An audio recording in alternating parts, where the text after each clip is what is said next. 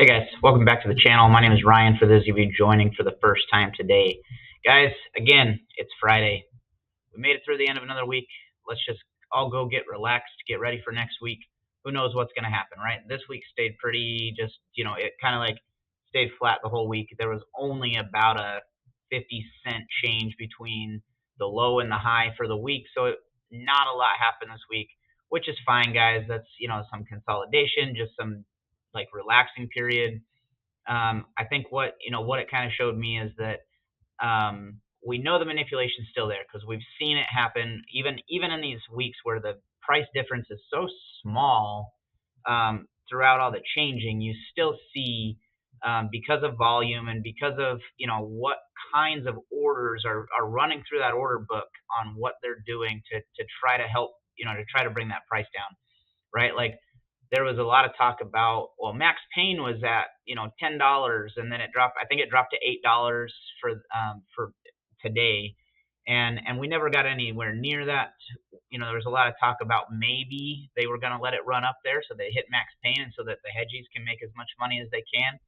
But they didn't, right? They wanted to keep it suppressed. They wanted you to feel like people aren't interested, and that it wasn't going to go up, and that it just it's just going to stay at this low dollar amount, and you're kind of stuck, right? Which, guys, that's not true. We know that's not true. We know that this price doesn't matter, right?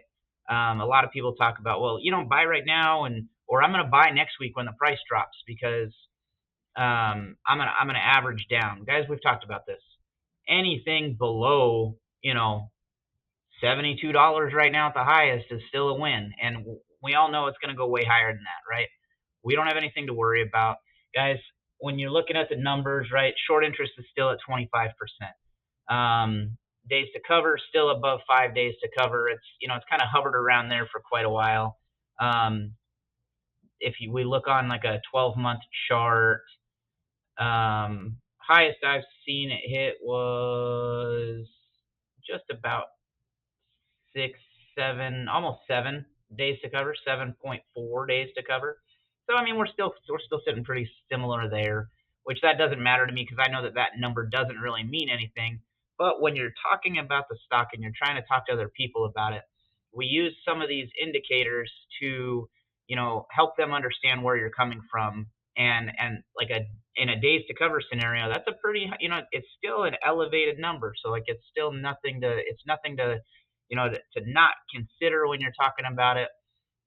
We all know that it's probably going to take longer than that for the for it to actually cover all their positions, close their positions when the time comes, um, and we're all going to be ready for that, right? Utilization's still at 100%, and then cost to borrow has dropped from where it was at in March, and even like the in April when it was way elevated. Right now it's at 90%, 90.96%. Um, it just means they're not borrowing as many shares, so there's no need for the price to go up, right? Like you know how that works. It's just basic economics. Um, guys, I'm saying all this to tell you that patience is gonna carry you through this. You're gonna be fine. All we have to do is just wait, right? There's nothing else that we have to do right now except for wait. And when you can buy more, buy more. Just hold. Make sure you got your ducks in a row. I've talked about that in a few other videos on like what you want to do when the time comes. Take this opportunity to really, plan out how you want to handle yourself during MOAS when it happens.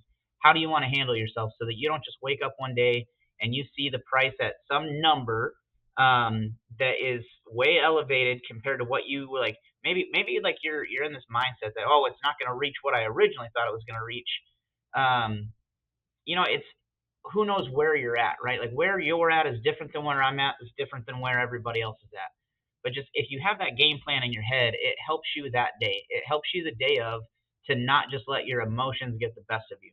If you let your emotions get the best of you, when you start watching your portfolio number go way up, you're gonna end up not getting what you wanted to out of it and leaving a lot of money on the table.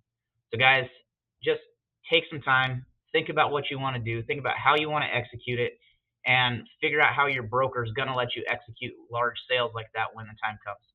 It could come in 2 weeks. It could come in 4 weeks. Who knows when it's going to come?